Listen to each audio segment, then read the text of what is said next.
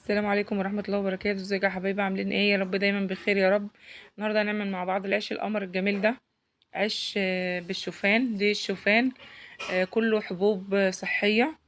الحبوب دي جميلة للبشرة وللجسم، بتغذي البشرة وبتغذي جسمك كويس قوي، وتمده بعناصر غذائية كلها حاجات طبيعية ومفيدة للجسم، تساعد على التخسيس وامتلاء للمعدة. أول حاجة مقاديرها كلها متوفرة عند العطار.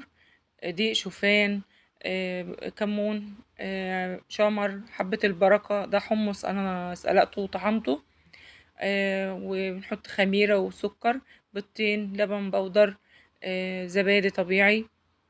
كمان ببشر جزرية وتفاحية، ده حبوب شوفان كاملة بحطها كمان معاها. وكمان بحط شيا وجاني